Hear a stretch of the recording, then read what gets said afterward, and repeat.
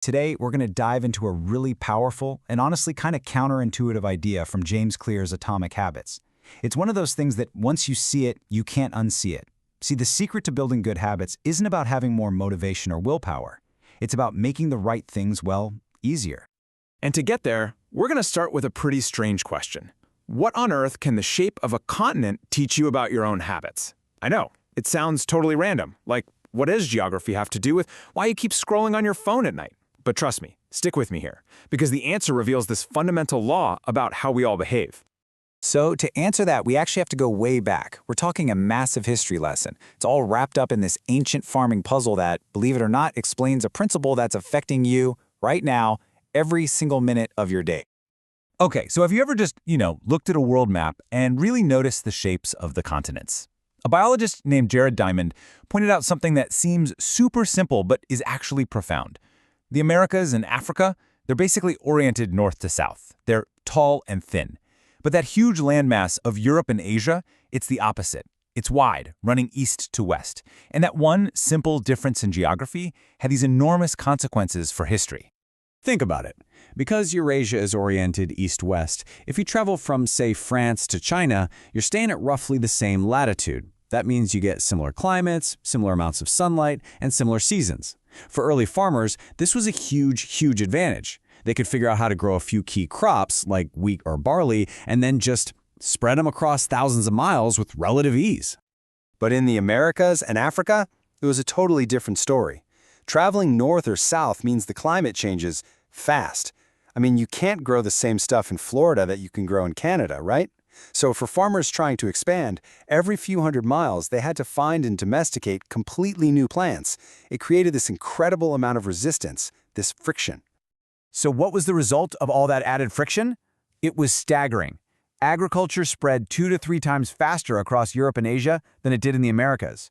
A tiny bit of environmental resistance, but compounded over hundreds and thousands of years, it created this massive difference in the story of human civilization. And here is the big takeaway, the thing that connects it all back to us. Human behavior, even on a massive, centuries-long scale, is governed by the path of least resistance. Those ancient farmers didn't expand north or south as quickly because it was just harder. They naturally took the easier path. And guess what? So do we. And that brings us to the core principle we're talking about today. It's called the law of least effort. And it's not just about ancient history. It is a law that is governing your choices right now, today. The law of least effort. It's so simple. Our brains are fundamentally wired to conserve energy. It's a survival instinct left over from when we didn't know where our next meal was coming from. So when we're faced with two similar choices, we will almost always, often without even thinking about it, drift toward the one that's easier. And this is such a brilliant mindset shift. We're always taught that being lazy is a character flaw, right? But James Clear says no. Our real motivation is to be lazy and do what's convenient. And he says that's not a dumb strategy, it's a smart one. It's just your brain trying to be efficient, saving energy for the things that truly matter. Okay, to really get this, let's use an analogy. This one's great.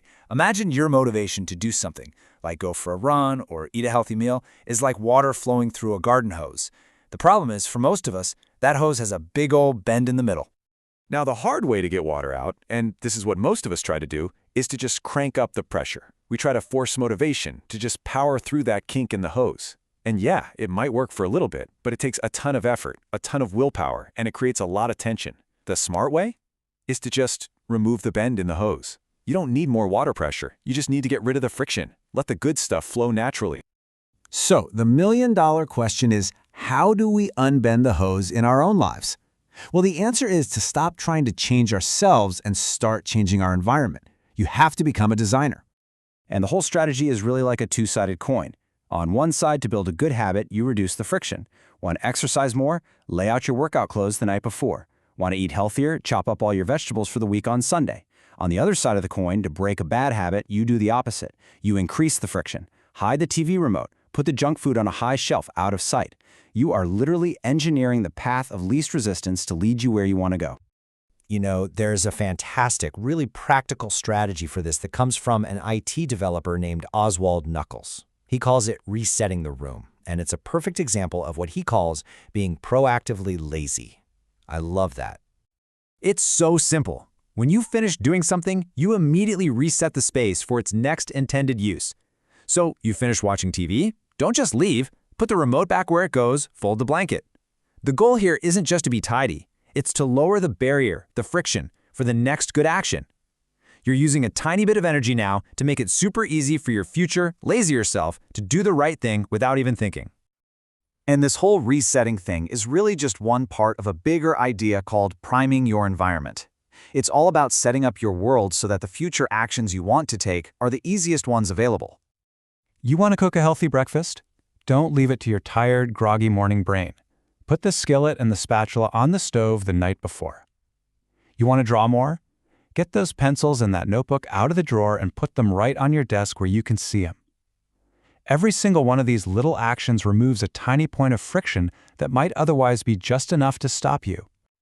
Okay, so we've talked about making good habits easy. Now we're going to flip it, because this is just as powerful for breaking bad habits.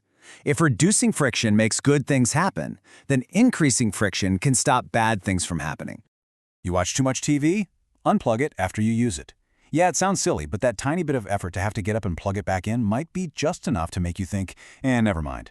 If you scroll too much on your phone, leave it in another room. The friction of having to get up and go get it will stop all that mindless checking. Deleting social media apps from your phone adds that little bit of friction of having to go re-download them. And this is really the secret. It is amazing how little friction it takes to completely change our behavior. We're not talking about building massive walls here. We're just adding a little pebble in the path. Often a 10-second delay is all that stands between a bad choice and a good one. And that single choice, compounded over and over again, can absolutely change your life. So, that leaves us with this final, really powerful question to think about. This isn't about beating yourself up or forcing yourself to be better. It's about being a better designer of your own life. So how can you design your home, your office, your world, so that the things that truly matter to you are also the easiest things to do?